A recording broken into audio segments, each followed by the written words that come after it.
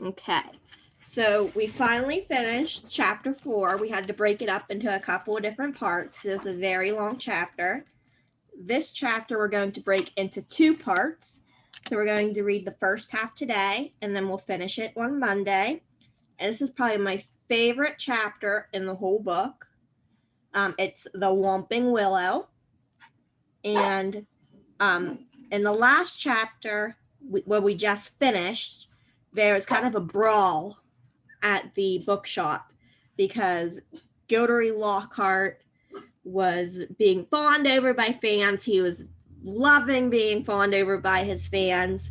And the ladies were distracted, and then the Malfoys came in and said some not so nice things, and chaos ensued, and there was a big fight between the Weasleys and the Malfoys, and then everyone went their separate ways. So now we're going to start chapter 5. The end of the summer holidays came too quickly for Harry's liking. He was looking forward to getting back to Hogwarts, but his month at the Burrow had been the happiest of his life. It was difficult not to feel jealous of Ron when he thought of the Dursleys and the sort of welcome he could expect next time he turned up in Privet Drive. On their last evening, Mrs. Weasley conjured up a sumptuous dinner which included all of Harry's favorite things, ending with a mouth-watering treacle pudding. Fred and George rounded off the evening with a display of filibuster fireworks.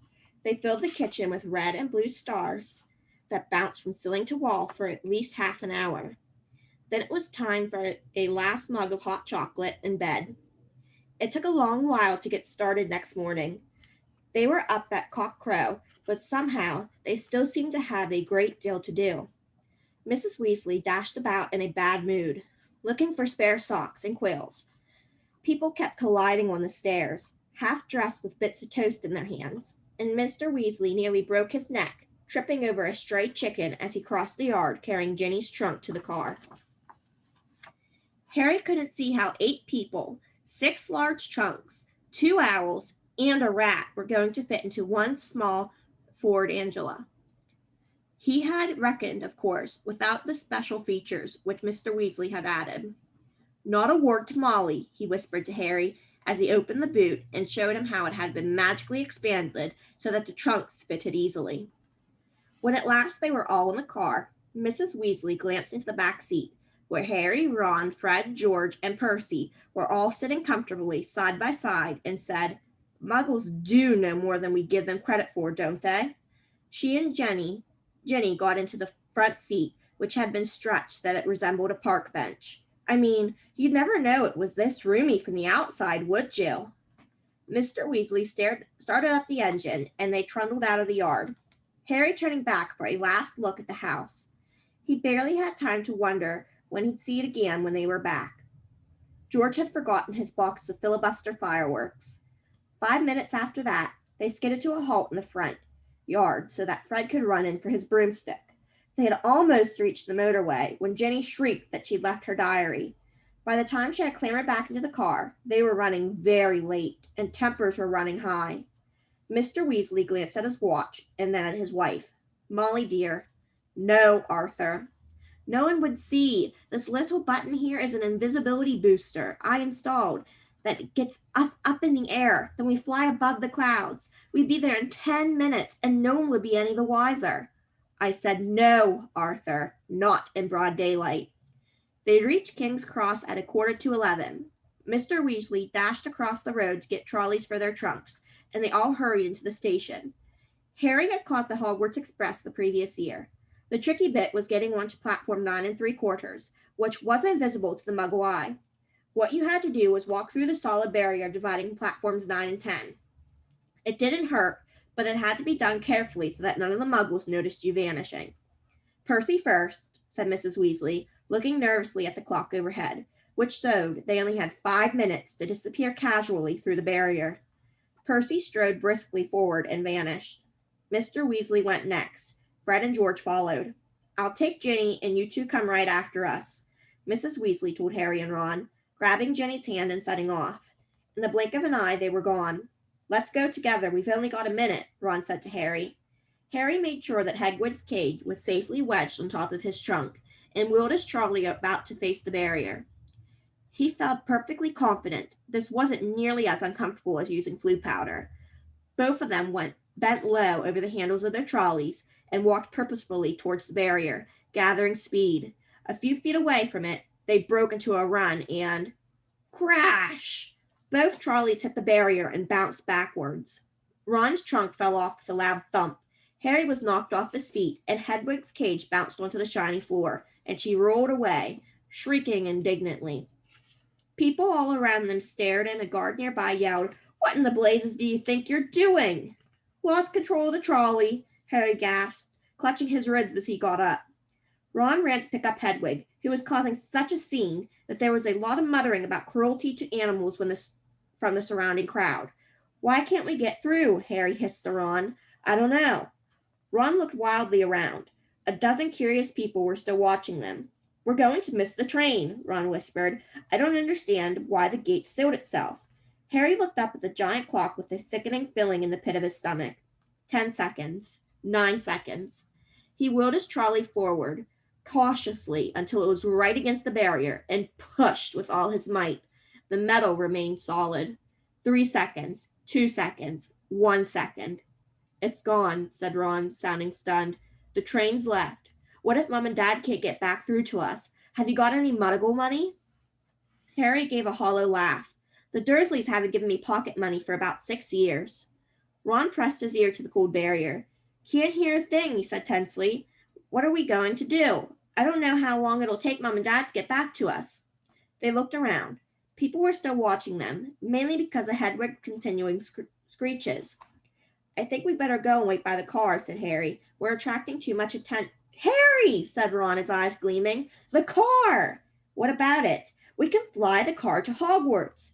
"But I thought—" "We're stuck, right? And we've got to get to school, haven't we? And even underage wizards are allowed to use magic if it's a real emergency. Section 19 or something of the restriction of thingy."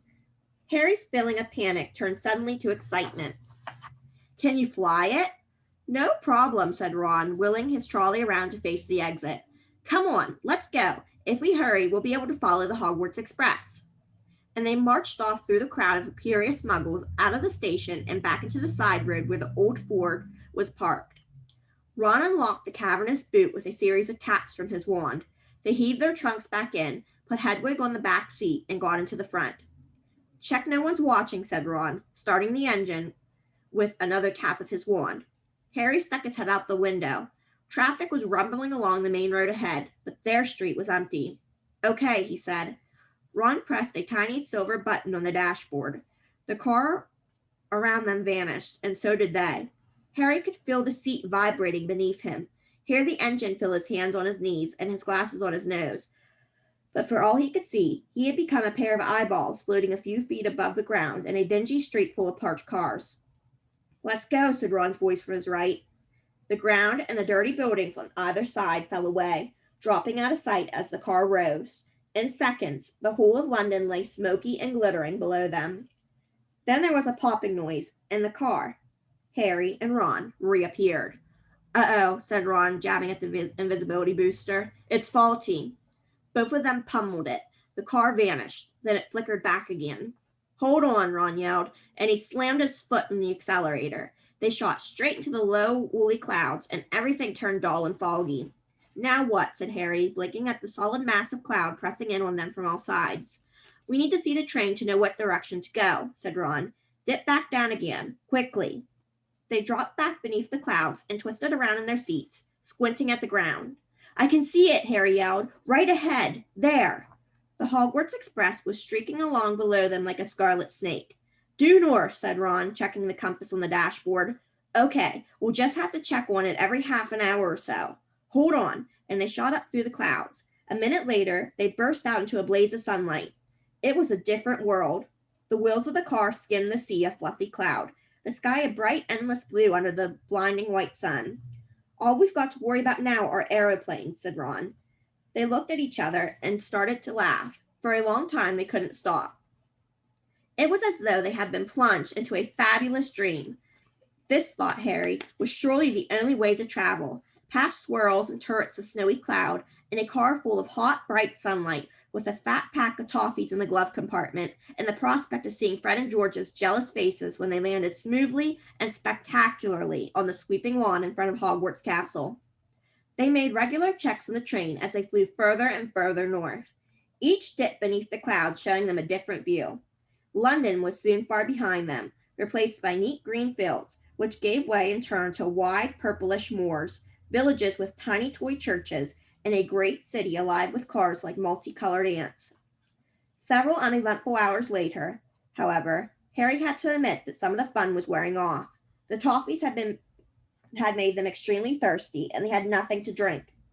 He and Ron had pulled off their jumpers, but Harry's t-shirt was sticking to the back of his seat, and his glasses kept sliding down to the end of his sweaty nose. He had stopped noticing the fantastic cloud shapes now, and was thinking longingly of the train miles below, where you could buy ice-cold pumpkin juice from a trolley pushed by a plump witch. Why hadn't they been able to get onto platform 9 3/4? Can't be much further, can it? Croaked Ron. Hours later still, as the sun started to sink into their floor of cloud, staining it a deep pink. Ready for another check on the train? It was still right below them, winding its way past the snow-capped mountain. It was much darker beneath the canopy of clouds. Ron put his foot on the accelerator and drove them upwards again, but as he did so, the engine began to whine. Harry and Ron exchanged nervous glances. It's probably just tired, said Ron. It's never been this far before. And they both pretended not to notice the whining growing louder and louder as the sky became steadily darker. Stars were blossoming in the blackness. Harry pulled his jumper back on, trying to ignore the way the windscreen wipers were now waving feebly, as though in protest. Not far, said Ron, more to the car than to Harry. Not far now, and he patted the dashboard nervously. When they flew back beneath the clouds, a little while later, they had to squint through the darkness for a landmark they knew. There, Harry shouted, making Ron and Hagrid jump. Straight ahead. Silhouetted on the dark horizon, high on the cliff over the lake, stood the many turrets and towers of Hogwarts Castle. But the car had begun to shudder and was losing speed. Come on, Ron said cajolingly, giving the steering wheel a little shake. Nearly there. Come on. The engine groaned. Narrow jets of steam were issuing from under the bonnet. Harry found himself gripping the edges of his seat very hard as they flew towards the lake. The car gave a nasty wobble. Glancing out of his window, Harry saw the smooth, black, glassy surface of the water a mile below. Ron's knuckles were white on the steering wheel. The car wobbled again. Come on, Ron muttered.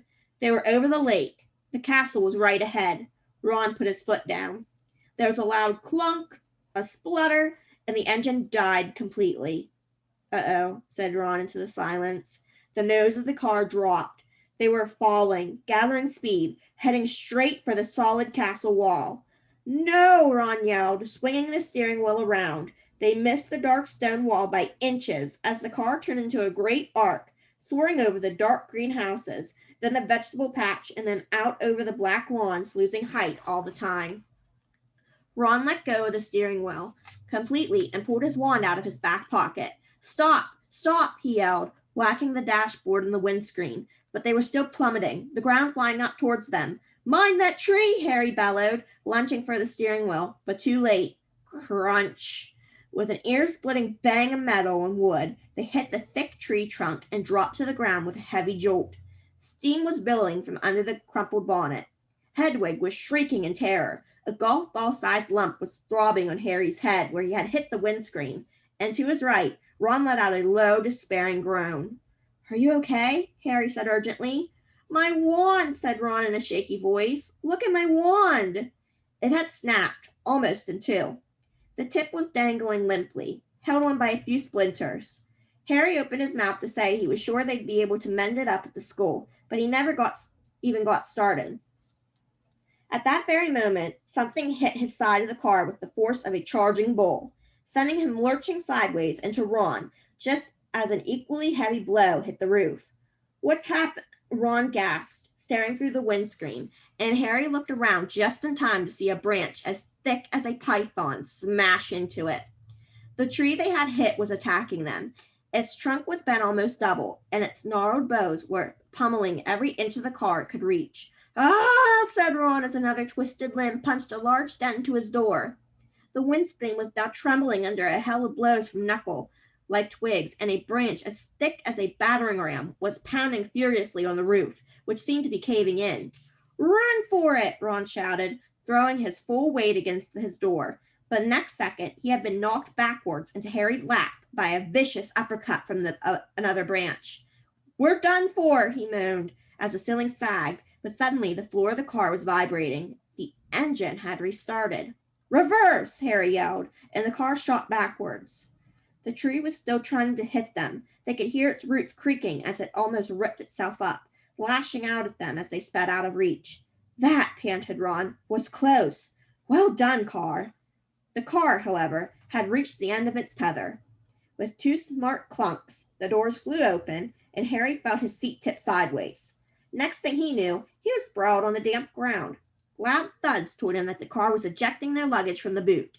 Hedwig's cage flew through the air and burst open. She rose out of it with a loud, angry screech and sped off towards the castle without a backwards look. Then, dented, scratched, and steaming, the car rumbled off into the darkness, its rear lights blazing angrily. "Come back!" Ron yelled after it, brandishing his broken wand. "That'll kill me!" But the car disappeared from view with one last snort from its exhaust. "Can you believe our luck?" said Ron miserably, bending down to pick up Scabbers the rat. "Of all the trees we could have hit, we had to get the one that hits back." He glanced over his shoulder at the ancient tree, which was still flailing its branches threateningly. "Come on," said Harry wearily. "We better get up to the school." And that's what we'll pick up on Monday. All right, guys, have a great weekend. You too.